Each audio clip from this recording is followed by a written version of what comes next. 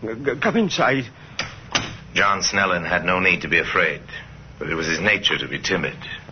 Merely an old man who wanted to avoid trouble. Sometimes when arguments occurred, it was his habit to pretend to be asleep in his cubbyhole behind the stage door. You expect me to believe that when a pistol was fired close by you, you didn't even hear it? I can't rightly say this. There's heavy traffic in the street that time of night, you know. If I did hear a noise, I must have took it for a passing car. Yes, I'll admit that's a likely explanation. Perhaps I ought to... Yes, what is it? If there's something you haven't told us, I advise you to come out with it. What had he seen and heard? A trifle. But possibly a trifle of importance. Almost enough to send a man to the gallows. I know I should have spoke of it before, sir, but... Well, it was a little before 7 o'clock, and Mr. Buckland was inside near his toolbox talking to this flashy-dressed young fella. And Mr. St. John Carter, he was there too, just standing by, so to speak. Could you hear what they were saying? No bookmaking in this house. That was what Buckland said. Miss Kenmore won't stand for it. She's strict about such things. Yes, sir. Everyone knows that. Miss Kenmore won't have gambling in her company. An actor would get himself discharged if she caught him betting the horses or some such thing. What else did Buckland say? Well, he warned the fellow he'd go straight to Miss Kenmore. He said how this man had been following the company all along the tour, and Carter and some of the others had been betting with him. But that was all. 3 of them went out together, still talking. And that was the last you saw of him alive? Yes, sir, it was. And Mr. Carter, sir, it struck me at the time. He came back a little later. Went up to his dressing room, I guess, and then went right out again. But he seemed so cheerful and high-spirited. I thought the gentlemen must have settled their differences all right. Carter didn't come back again till he found Buckland's body and called the ambulance. That's right, sir. It begins to make sense, Inspector. Begins to, yes. But why the stage manager's gun? And why shoot a dead man? Why? Why indeed? Why steal a gun to shoot a dead man? Hoping to find the answer to this question, the inspector went to Brighton jail to call on David Ellis. Look here, Inspector, why are you holding me without a shred of evidence? Won't I be permitted to travel with the company when they leave tonight? It all depends. On what? Your replies to a few questions. Ask them by all means. How much gambling goes on in the company? Not a great deal. Some of the actors bet a few shillings now and then. Actually, their salaries are so small they can't afford to be reckless. Does Miss Kenmore know about it? Not a chance. If she did, we'd have replacements in a matter of minutes. It would follow, then, that an actor who wanted to keep his job would be careful that such information never reached Miss Kenmore. Well, I'd certainly say so.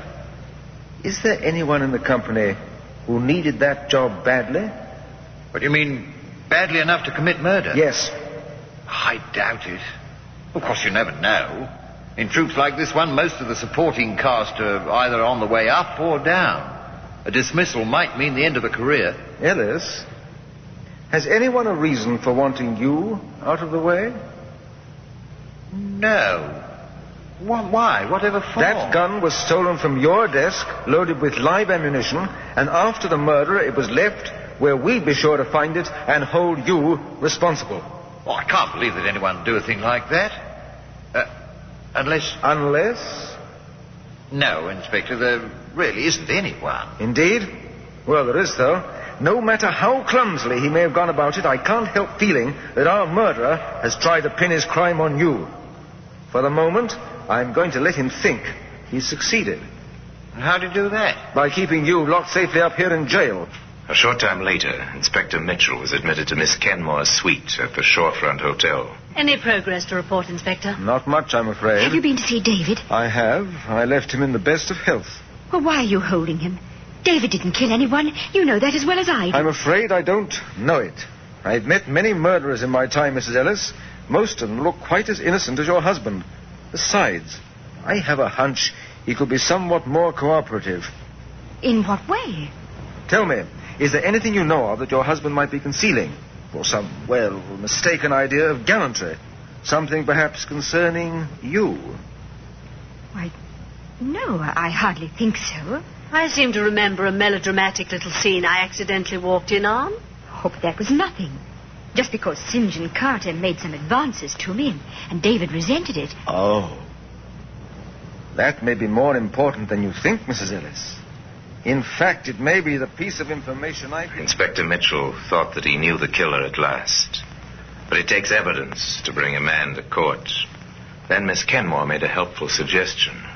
You said you were a devotee of the theatre, Inspector Mitchell. I am indeed, ma'am. Did you by any chance see me as Lady Teazle? I did. A most marvelous performance. Then you recall, of course, the third act. I have something of that sort. A crucial moment in a famous play, when standing behind a screen, the lady overheard a villain's treachery exposed. Such a dramatic device as might be used effectively off stage as well as on. At the theater before the matinee, the acting out began. Oh, St. John, may I see you a minute? Of course, Lucy, my dear. Not given up hope for Dave, I trust? No, not at all. That's the proper spirit. Still, I understand we're leaving Brighton without him. Please, I'd rather not discuss it. Perhaps in his absence you won't mind so much my paying you little attentions. Like the old days, eh? St. John, Miss Kenmore's waiting. She wants to see you at once. Really? The great Miss Kenmore?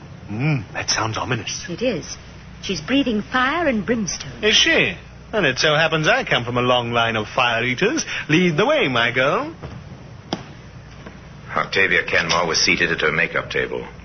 Behind her, the tiny dressing room was crowded with trunks and props and costumes. In an alcove, hardly noticed, there stood a screen. Here he is, Miss Kenmore. So I can see, yes. Hello, what's the long face about? Nothing to do with me, I'm sure. You've been placing bets on the races, Mr. Carter. Oh? Therefore, I'm compelled to dispense with your services. Here's your cheque and return fare to London. Your understudy will replace you at the matinee. See here, you can't do this. I have a contract. This cheque covers the terms of your contract. Miss Kenmore, whoever told you this was lying? A man in danger of his life seldom lies. If Ellis made this accusation... No, David. Your friend. Your flashily dressed friend who admits to bookmaking and may shortly admit to murder. Oh, so Morgan has squealed, has he? If that's the word, yes. I gather is ready to implicate you. He'll try. That kind always does. He did the killing. He can't drag me into I'm this. afraid you're already implicated quite seriously, Mr. Carter, and by your own words and actions. Oh, well, Inspector Mitchell, isn't it? What sort of game is this? The glorious game of play acting. Congratulations, Miss Kenmore. A very successful little playlet. You haven't got anything you can prove. No use bluffing.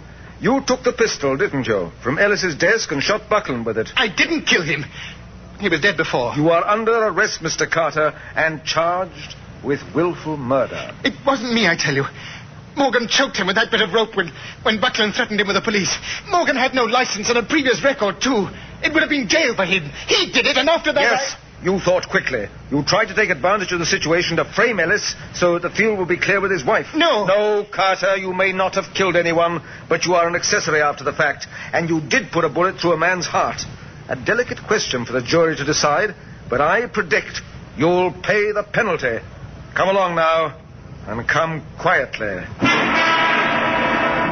Today, that piece of sash cord, properly marked and ticketed, lies in a glass case in the Black Museum. People of the theater can be, and most often are, fiercely loyal to one another. Octavia Kenmore was such a person, an actress-manager who accepted responsibility not only for her company's professional welfare, but for their personal happiness as well. St. John Carter was an exception to the rule.